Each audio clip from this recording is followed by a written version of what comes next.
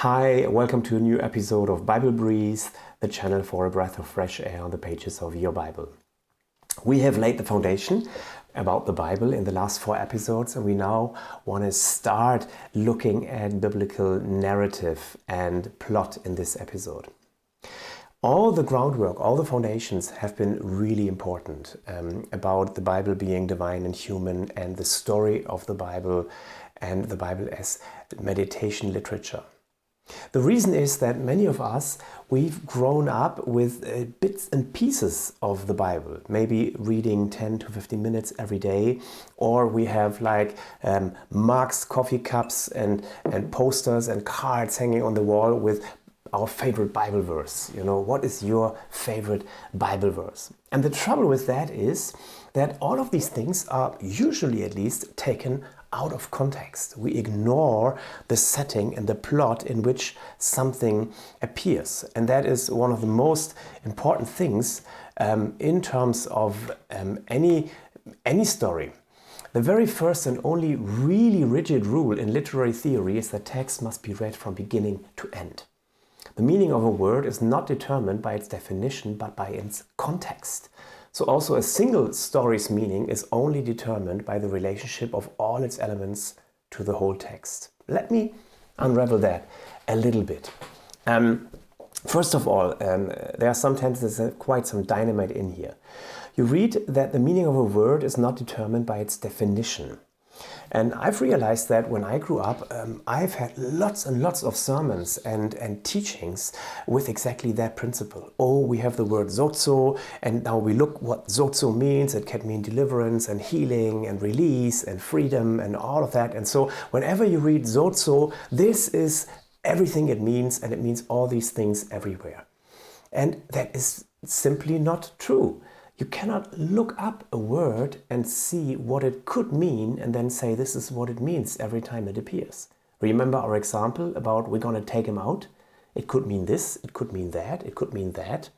And it usually only means one or two of these things. It doesn't mean we kill them and we play soccer or football against them and we take out the pillars in the construction site. The context defines what it means here in this place. And so you cannot build whole theologies and biblical teachings on a dictionary definition. This is not how language works. So we need to be very, very careful.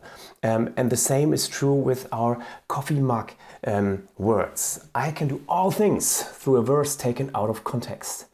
And you wouldn't believe how much that happens, especially in worship songs. Maybe take a moment, stop the video quickly and think about what is this.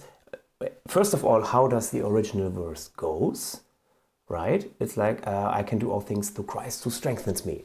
So what are these all things? Take a moment. Do you know what Paul has been talking about?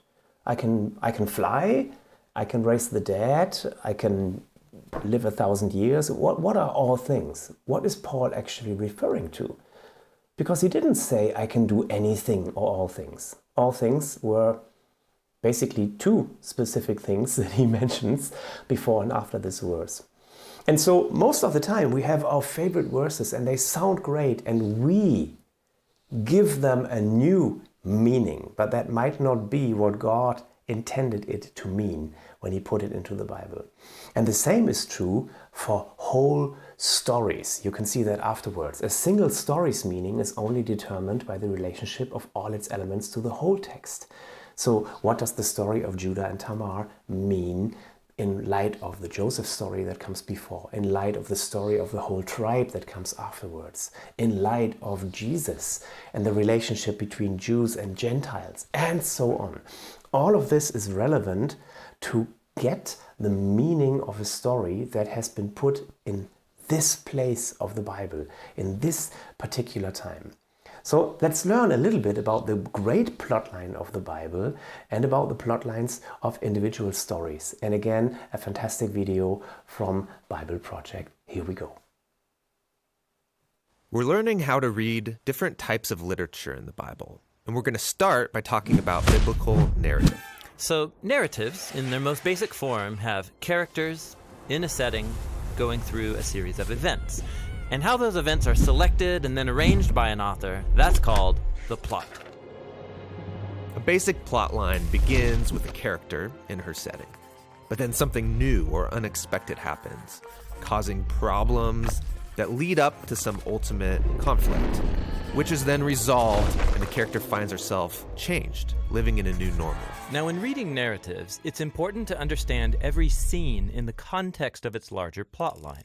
You can make the same story have a totally different message if you ignore where it occurs in the plot. This happens all the time when people read the Bible. Really? Yeah, take, for example, the story about Gideon. There's this well-known scene where Gideon's trying to discern whether God will help him win a battle, and he requests a sign from God. Yeah, Gideon lays a wool fleece on the ground and asks that in the morning the fleece be wet with dew, but the ground totally dry, and God does it. Now, if you look at this scene just by itself, what is the conflict? How can Gideon know if he'll succeed? And the resolution? Test God, ask for a sign, and find out. Yeah, and that's how many people actually read this story, and it totally misses the point because it's ignoring the larger plot line. Really? Yeah, so let's start from the beginning. You'll get the context. The story begins with Gideon and the Israelites living in fear because they're oppressed by an invading people, the Midianites. Got it. Then there's the call to action. God commissions Gideon to defeat the Midianites and save Israel. Yeah, this is shaping up to be a good story. But then Gideon's super hesitant, so he asks God to do this magic trick, a sign, so I can know it's really you talking to me. And God stoops to his level. He gives him a sign by lighting this fire on an altar. So Gideon's already asked for a sign. And that's not all. In the next scene, God tells Gideon to tear down an altar to another god, but Gideon's so afraid, he does it at night. So Gideon's skeptical and also a bit of a coward. Then we come to the moment where Gideon's about to face the Midianites, and he's still uncertain, so he asks for another sign, the fleece. He says, I want to know if you'll save Israel by my hand. And God gives him that sign. And he's still uncertain, so he asks for even one more sign, which is just a variation of the previous sign. Okay, so Gideon's asking for way too many signs. Exactly. In the larger context, it's clear the plot conflict is not how can Gideon discern the mysterious will of God. The real conflict is, when will this guy get his act together and start trusting God? Okay, so then what's the resolution? We have to keep reading. So Gideon gathers this huge army, 30,000 soldiers to fight the Midianites, and God says, no, way too many men. He whittles the army down to 300. Why would he do that? Well, Gideon's been testing God, so now God returns the favor. He tells Gideon to arm these 300 soldiers with trumpets and torches, and then surround the Midianites at night and make all this noise in the hills, which sounds ridiculous, but Gideon does it. And the noise scares the Midianites into this frenzy. They start destroying each other in the dark while Gideon looks on safely from the hills. So this story isn't offering the reader tips for discerning God's will. No, it's about God's commitment to use weak people with deep flaws to do more than they could have imagined. Okay, so short scenes, like Gideon and the fleece, are combined with other scenes making up a larger plot line. And tracing the conflict and resolution through the plot helps you see the message the author's trying to get across. Now, Gideon's story has been set alongside many other stories that are also about these flawed, often questionable leaders called judges. And each of these has its own internal plot line. But then altogether they make up a whole movement of the biblical story, the period of the judges, and that has its own unified plot line. And there are many movements within the story of the Bible. Exactly. And all the smaller stories, hundreds of them, they fit within the context of their own movements. And then these movements together make up the building blocks of the grand plotline of the whole story of the Bible. So no matter where I'm reading in the Bible, I need to pay attention to these different layers of plot so I can read each story in context. Exactly. The Bible is such a sophisticated piece of literature.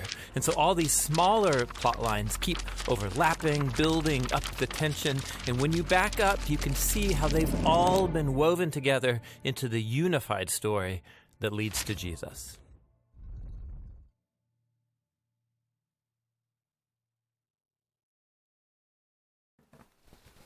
Wow, again, a fantastic video.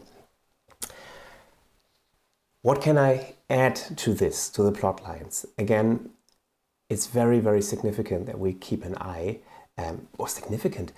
We can learn so much more. You can look the story of Abraham sacrificing Isaac. What happens directly before?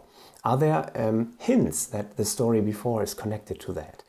And so on and so on. I mentioned the example of Noah already being a second creation and fall story with him leaving the ark, planting a garden, eating from the fruit of the garden. You have nakedness, curse, shame, separation of brothers, and so on. And so we are not trained, and it's good to become trained in this on a small level, within books and within the whole Bible. Why is this prophet after that prophet? And that's something, again, remember, Bible as meditation literature, that takes a lifetime, but you grow in it. There are two very, very classic plots or plot structure that have been already identified by Aristotle in his classic Greek work Poetics, and you all are familiar. They are called comedy and tragedy. And comedy does not necessarily mean what we mean today, like haha, when we talk about comedy, but it's usually ascent stories. It's a protagonist and he overcomes challenges and he's transformed. It's like from washing dishes to becoming a millionaire. And these ascent stories usually answer questions like, what is valuable in the world? What is worth the struggle? What kind of people win at the end? And for example, the Joseph story is a little bit like that, from slavery to influence. And how does that happen? You know, is he elbowing his way to the top? What is he doing? He uses integrity and patience and servanthood and things like that. And the other stories are the tragedies, and they are usually descent stories. The protagonist is set up very well in the beginning, but he has a character flaw, he makes some bad choices, and they lead to his destruction.